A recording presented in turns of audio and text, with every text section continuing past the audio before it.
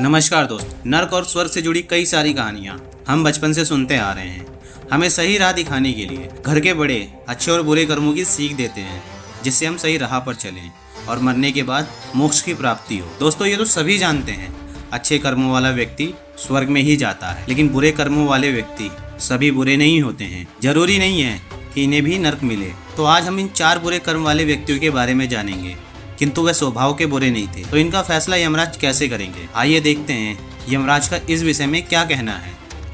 Video बिना skip किए पूरा देखना, तभी कहानी समझ आएगी, अन्यथा गुड़ का गोबर होने में समय नहीं लगेगा। चैनल को सब्सक्राइब करके वीडियो को लाइक जरूर कर देना। एक बार 4 लोग मृत्यु के बाद यमराज के पास पहुंचे। उन चारों ने देखा कि बुरे कर्म वाले व्यक्ति को नरक की यातना मिल रही है और अच्छे कर्म वाले व्यक्ति को स्वर्ग मिल रहा है। फिर चारों प्रतीक्षा के दौरान बात कर रहे थे। उन चारों में एक स्त्री थी जो कि वैश्या का काम करती थी।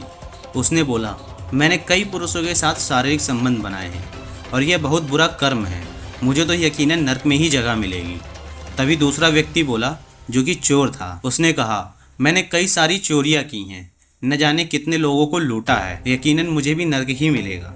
तभी तीसरा व्यक्ति बोला जो कि राजा का सिपाही था। उसने कहा, मैंने तुम सबसे बड़े पाप किए हैं, तुम तो सिर्फ चोरी करी है। मैंने अपने राजा के आदेश पर न जाने कितने बेगुनाह लोगों को मारा है और काफी सताया भी है। तभी चौथा व्यक्ति बोला जो कि पंडित था, तुम सबने जितने पाप किए हैं, कहीं ना कहीं उसमें तुम लोगों की मजबूरी रही होगी या अज्ञानतावश ऐसा किया होगा, किंतु मैंने सब कुछ जानते हुए सारे पाप किए हैं। मैंने पैसे के लालच में ज्ञान को बेचा है, जबकि शास्त्रों में लिखा है जानबूझकर किया गया पाप पाप ही होता है।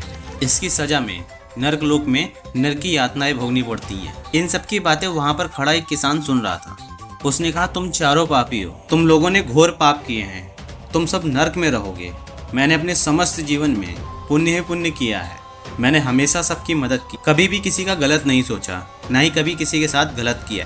तभी यमदूत आके बोला, चलो अभी लाइन में लगो, तुम्हारे पापों का हिसाब होगा। सबसे पहले उस वैश्य को बुलाया। फिर चित्रगुप्त ने सारे पाप और पुण्य यमराज को बताया और यमराज ने उसे स्वर्ग में भेज दिया। वैसे मन ही मन बहुत खुश हुई और खुशी खुशी स्वर्ग की तरफ चली गई। दूसरा वो चोर आया, इसके भी पापों का हिसाब करके यमराज ने स्वर्ग में भेज दिया। इसी तरह पंडित और चौथा राजा का सिपाही सबके पापों का हिसाब कर उन्हें स्वर्ग में भेज दिया। यह सब देख वह किसान क्रोधित हो गया और मन ही मन बोला, पुण्य करके क्या फायदा, ये चारों पापी भी स्वर्ग में ही गए। जब पाप और पुण्य को एक ही श्रेणी में रखना है तो फिर पुण्य करके क्या फायदा। चित्रगुप्त ने किसान को बुलाया। चित्रगुप्त ने किसान के पापों का हिसाब किया और कहा, तू बहुत बड़ा पापी है। फिर यमराज बोले, इसे नरक में भेज दो और कड़ी सजा दी जाए। तभी किसान गुस्से में बोला, हे धर्मराज, मैंने तो अपने जीवन में सदैव पुण्य किया है, दान धर्म किए हैं, और उन चारों पापी को आपने स्वर्ग में भेज दिया और मुझे नरक में डाल रहे हैं। ऐसा क्यों धर्मराज, मैं जानना चाहता हूँ, ऐसा कौन सा पाप किया है जिसकी वजह से मुझे नरक में जगह दी जा रही है।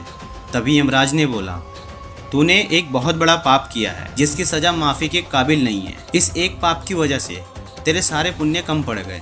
याद कर, तूने एक विधवा नारी पर चोरी का इल्जाम लगाकर उसे राजा से सजा दिलवाई थी। उसका गुनाह भी तूने साबित किया था, जबकि वह विधवा नारी बेगुनाह थी।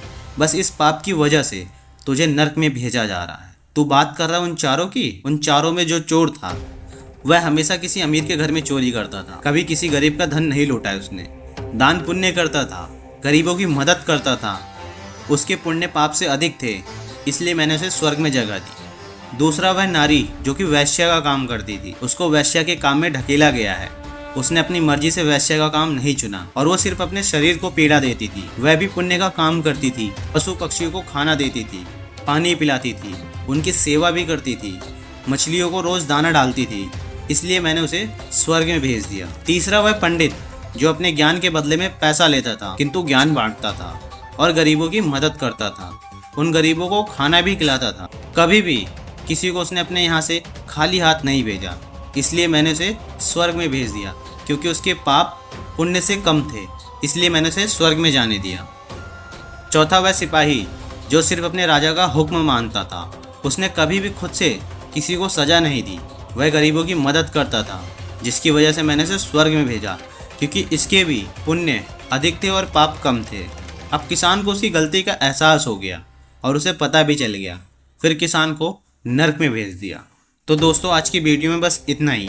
हमारे द्वारा दी गई जानकारी यदि आपको पसंद आई हो तो हमारे चैनल को सब्सक्राइब करें और वीडियो को लाइक करें, कमेंट करें। धन्यवाद दोस्तों।